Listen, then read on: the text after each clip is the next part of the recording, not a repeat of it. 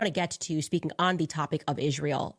There was a very good video that came out. Actually, let's first talk about the Israel and Hamas peace deal that they're trying to shove down our throats. Now, if you're reading the headlines, a peace agreement is what we're calling it, has been reached between Israel and Hamas. Oh my gosh, because they've decided that there's going to be phases and Israel is going to partially withdraw its troops from Gaza and Hamas is going to release the remaining hostages. And this is, of course, after everything that happened on October 7th. Don't forget about October 7th. And yeah, like hundreds of thousands of Palestinians are missing. And yeah, they have destroyed 85% of Gaza. And they're going to try to tell us that we've reached peace. At the center of it was Steve Witkoff and Jared Kushner. They arrived on Wednesday morning to represent the U.S. negotiators from Israel, and Hamas and the mediators from Qatar and Egypt and Turkey also participated.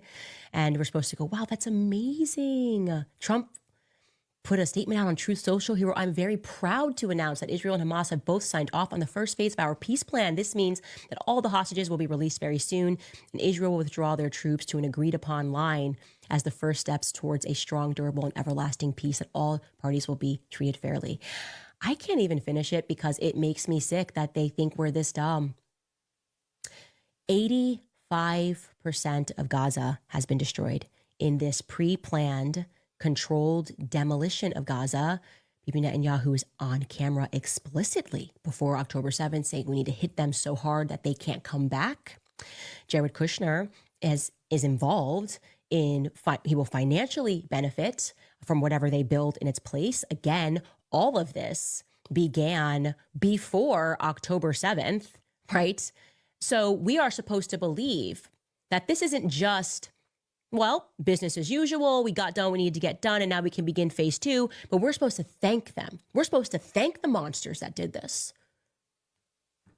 You guys have it in your heart to say thank you? Thank you to Jared Kushner and Donald Trump and Bibi Netanyahu, who are just business partners playing a role, convinced that we're all so stupid. I mean, let's roll the clip back from Jared Kushner when he sat down at Harvard, Mossad operation, to speak about their aims. This is February 15th, 2024. Take a listen. There are real fears on the part of Arabs, and I'm sure you talk to a lot of them, who think once Gazans leave Gaza, Netanyahu's never going to let them back in. Maybe, but I'm not sure there's much left of Gaza at this point. So, if you think about even the construct, like, Gaza was not really a historical precedent, right? It was the result of a war, right? You had tribes that were in different places, but then Gaza became a thing.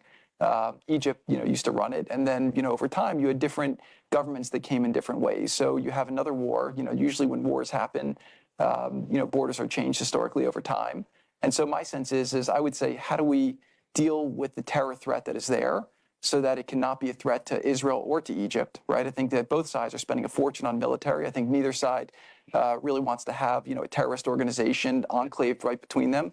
And Gaza's waterfront property, it could be very valuable to, if people would focus on kind of building up, livelihoods. You think about all the money that's gone into this tunnel network and into all the munitions. If that would have gone into education or innovation, what could have been done? And so I think that it's a little bit of an unfortunate situation there, but I think from Israel's perspective, I would do my best to move the people out and then clean it up. But I don't think that Israel has stated that they don't want the people to move back there afterwards.